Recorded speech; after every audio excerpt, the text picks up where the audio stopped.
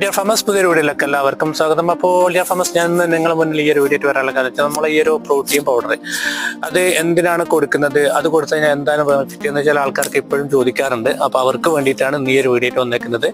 അതായത് നമ്മളൊരു കോഴിക്കുഞ്ഞ് വന്ന ആ ഒരു സമയത്ത് എങ്ങനെയാണ് ഇത് കൊടുക്കുന്നത്, ഫീഡിൽ എങ്ങനെയാണ് കൊടുക്കുന്നത് കാണിക്കാനും, അതേപോലെ തന്നെ ഇത് കൊടുത്തിട്ട് വളർത്തിയിട്ടുള്ള ഒരു ബാച്ചിൻ്റെ ഒരു ഫീഡ്ബാക്ക് നിങ്ങളായിട്ട് ഷെയർ ചെയ്യാൻ വേണ്ടിയിട്ടാണ്. അപ്പോൾ നമുക്ക് നേരെ ഒരു ഫാമിൽ പോയിട്ട് ഇത് എങ്ങനെയാണ് കൊടുക്കുന്നത് നോക്കാം. അതിനുശേഷം ഞാനൊരു കൊടുത്ത് കഴിഞ്ഞിട്ടുള്ള ഒരു ബാച്ചിൻ്റെ ഒരു ഫീഡ്ബാക്കും കാണിച്ചു തരാം.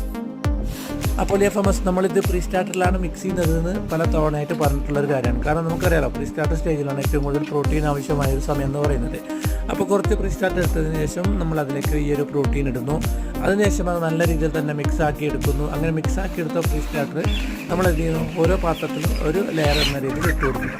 അങ്ങനെ ചെയ്ത് കഴിഞ്ഞിട്ടുള്ള വളർത്തിയിട്ടുള്ള ഒരു ബാച്ചാണിത്. ഇത് നമുക്ക് ഈ ഒരു ബാച്ചിന് മാത്രമല്ല, എല്ലാ ബാച്ചിനും നമുക്ക് ഇതേ രീതിയിൽ നല്ല എഫക്റ്റും നല്ല ഗ്രോത്തുമായിട്ടുള്ള ബാച്ചായിട്ട് മാറ്റിയെടുക്കാൻ പറ്റും.